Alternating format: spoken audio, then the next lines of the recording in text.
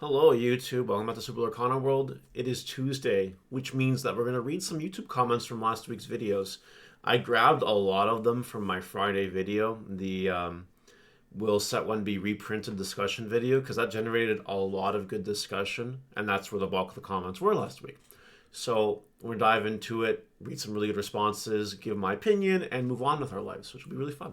Let me know what you guys think, of course, in the comments. If you want to be in these videos, leave a comment, and if it's a good one, I might include it. Got vintage wings here to start. I feel like a lot of people are holding sealed. That being said, if they print more and these holders get nervous, it'll just flood the market and supply will outweigh the demand. I kind of feel like I can see that with Floodborn and Inkland. It's readily available and is still on shelves. If they do another large reprint, I think the writing is on the wall that the product will sit, which no company wants. So they'll either play it safe and not reprint, or do a small reprint unless people start offloading more of their stock. I have an LGS that was holding products specifically for it to go up to sell to at a premium. Right. This all makes sense. I believe that the LGS is holding product to sell at a premium. I believe a lot of people are holding sealed. I believe that if a new print happens, there might be a flood at first. But I do believe that people would swim through the flood, get a boat, and just survive. And then they'll clean up the flood, and then we'll eventually, after a little bit of time passes, be back to normal. So we'll see what happens. You never know, right? Illumineer Brian, I like how he made a distinction between investors and collectors. I love playing the game first and foremost, but I'm also collecting the cards because I love the artwork, IP, and Disney theming. I have 3 sealed Chapter 1 packs, not a box, just a 12 card pack, and then a binder with cards 1 through 204, plus any legendaries I pulled. I also saved all the foils I pulled. I view that as a collection or collect category because I'm not looking to sell any of these in the future. I could, but I'm not looking at it like investing in the stock market, which is how I view the investors in this game. And I appreciate the distinction between, because I feel these two terms get used interchangeably and they shouldn't. I almost didn't make the distinction in that video. I'm not gonna lie, that was not part of the script at all. I added it just to, kind of make a point. So I'm glad that you appreciate that because it is true. Investors and collectors are two different people. Collectors have no intention to sell their collection. They just want to look at it forever. Whereas investors want to collect the stuff, but not to look at it forever, to look at it long enough to get them some big gains. So indeed, a very true distinction is made. Mystic Evil. First chapter is stacked beyond demand in Europe. This is really interesting. This is not the first time I've heard this, but my response, and I hope no one gets any bright ideas from this, is why is someone not just go to Europe, fly to Europe, and clean them up?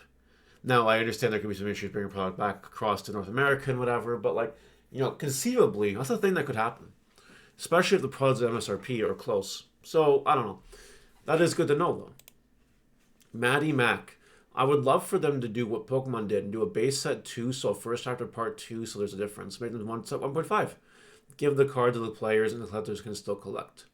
I do believe, I think there's another comment about this later, or I just chose to not include it, but I do believe reprints will happen in some way, shape, or form. All games have them in some way, shape, or form. Lorcana will obviously be no exception. They will make the cards in set 1 again, somewhere else. I don't know how or where, but that's going to happen. It will. Now, here's an interesting comment from TCG Investor. They will and already are in terms of, I guess, reprinting set 1. I ordered yesterday 2 sealed case at Ravensburger. They will ship in the next 10 days. And then he added a follow-up because I don't think anyone would believe that comment. To be clear, I went to my local game shop. They ordered Chapter 1 sealed boxes and got the confirmation for the shipping the same day. Says they reprint Chapter 1. Ravensburger also wrote to them it will take longer than 5 days usual because they don't have them in stock right now. So I guess they coming straight from the print factory in a week. Ravensburger shipped in my local game store. I don't know if I should believe this. This does not pass the sniff test for me. What I will say, though, is distributors do still have some set 1 stock. I know this because I checked in with one of my Canadian distributors on yesterday, actually, and they do have more stock. They didn't sell it all. And that's normal because distributors don't usually sell all their stock. When a distributor, for anything, anything at all, not just cards, but anything, could be cooking supply ware, could be freaking washing machine, doesn't matter. doesn't matter. Printers, doesn't matter. If you have a distributor, right? They always hold a lot of their percentage back because maybe there's issues with shipping. They got to compensate. Maybe they want to have some extra left over to do some kind of special stuff later on and sell more stuff later, like as a bundle or something. That happens sometimes. So I don't know if the local game shop got it from Ravensburger directly or from the distributor. I think there might be some crossing of the lines. The only way I'm going to believe this story is with a receipt from Ravensburger. That's the only way I would believe it. So if this person, this TCG investor, would like to get a hold of me and message me the proof that they spoke to someone directly at Ravensburger who's printing them 2 sealed cases right off the printing press, then I will come back to this and I will change my direction. I might even make a whole separate video about it. But I believe there's some crossing wires here for sure. PW Havoc. I like this comment a lot. I actually disagree massively. I think they will reprint set 1 and even set 2, but on a smaller scale. We're going to official competitive play towards the end of the year. One way to alienate your potential player base coming into the game is to play in events, is not to have early cards more readily available. They must reprint so that certain cards aren't insanely expensive in the lead up to the events. Of course, some cards will be, but base versions of some Legends will be $50 and such, and needing 4 of them just can't be allowed to happen as much as humanly possible to prevent. So I really like this comment. It is really well thought out, really constructed, and there's a lot here. I disagree with the massive disagree. First reason why is because I do think they're going to print these set 1, set 2 cards again, but they're not going to print set 1 and set 2. They're going to print more set 2. But they're likely going to like make a reprint set or something. I started to talk about this earlier, so that's good. That's what I think is going to happen. But again, we don't know until we know. And Ravensburger could surprise us. And if they do, then he's right and I'm wrong, and that's fine. And that's not a big deal. Deep down, I do hope it gets more reprint. I really do. I want to get more boxes. Anyway, just kidding. Moving on to another point of this. Having legendaries at $50 each, needing 4 of them, can't be allowed to happen. I disagree with that a lot. We've seen card games with tier 1 decks having ridiculous price barriers to entry sometimes. Yu-Gi-Oh! Has had $2,000 decks. Magic, depending on the format, can be cheap, but can also be insanely expensive. Digimon's a bit more of a budget game. You know, a tier 1 deck nowadays costs, $150, $200 US, maybe more sometimes. That's okay. Pokemon, Pokemon's relatively cheap, but again, depending on the deck, could be a couple $100 or something. All right, that's fine. Will Lorcana maybe be a more expensive deck to play tier 1 games? Play tier 1? I think it will be. Do I think it's a bad thing? No. I think it's actually a good thing. It's good for the card game to have value because that in turn fuels a lot of market economy and movements within the game, which will keep people regularly invested, keep people regularly buying and selling, and overall is good for the market. I think it's a good thing. And we see this every day with everything, not just card games. So we know that this works. We know that expensive things do continue to sell because people value the importance of expensive things. And by selling things expensively, it creates higher markups. Higher markups create higher wage growth, job growth, or higher profits to create and innovate on more higher products. That's a very, very, very, very, very, very dumbed down version of that. But that's I'm going to leave it at that on this video to make my point because I could talk about this for a long time. I studied this in school. I love it. I own a couple businesses. I know. I know. Trust me. It's okay. It's going to be okay. So I like the comment. I disagree with his disagreement. But at the end of the day, will Ravensburger reprint set 1? We'll know when we know. And that's the best that we're going to get with that. Now on to some other comments from other videos. Rhea Dawn MTG thinks Steel Tekka is going to skyrocket one day. It won't take much to make some real synergy with her, just to dominate the board. If you believe that, buy some Tekkas and invest in them. It's a cheap legendary.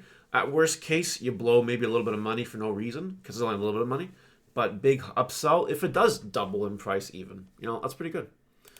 Mav1877, I wonder how the Peter Pan Enchanted Era card will affect the Ink Lands market demand later on. Well, when massive printing issues happen on massively hard to get cards, it does create a bit of a schism in the market because all of a sudden it's less easy to get either version.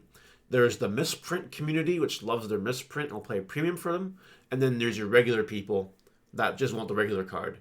But now, because there's less of both, because of this misprinting error, it will actually probably make this one of the more expensive ones down the road. But, only time will tell, and that's probably a practice that'll happen with anything else like this in the future. We have RB3535. Haha, free money. I don't disagree. There's tons of risk, research time to find the cards, etc. Factors in the loss from the specs that didn't go up and went down in value. It's a tough road. Not as bad as options, but still tough. I don't know exactly what this guy is referring to with this comment. I believe it was on the Market Watch video. I don't know exactly what he's referring to regarding free money. It was probably something along the lines of, I suggested a card that is free money because it will go up in price, or sealed market that'll go up in price because it's sealed. Look, there's a reason that this is not financial advice, because this is a world where even I can be wrong sometimes. I don't know if you guys know this, but in the Digimon community, in my real life and everything else, I've got a 99% correct rate. That means that 1% of the time, I will be wrong. It will happen, because I'm not perfect. I'm human, I'm not a machine. I don't know. But what I will tell you is that in 99% of the time, when I pick a card to invest in, it pays off. I'm very good at it, because I've been doing it for 4 years. So if you guys want to take that to the bank and occasionally maybe take a loss, it's okay. I have people that literally on my Digimon Market Watches will tell me, I just do exactly what you say and it works out. Thanks. And it's like, no problem, because I don't suggest anything that I myself wouldn't be comfortable doing. And if it is something I'm not comfortable doing, then I will outright mention that right on the video right there. So you guys know that maybe it's not the way.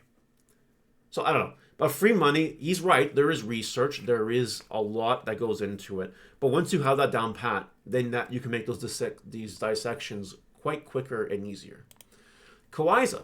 I think I commented this a couple of videos ago. When we start topping and vending events in Lorcana like we've done in Digimon, people will listen to you more. Looking forward to when that happens to see what content you create for this channel.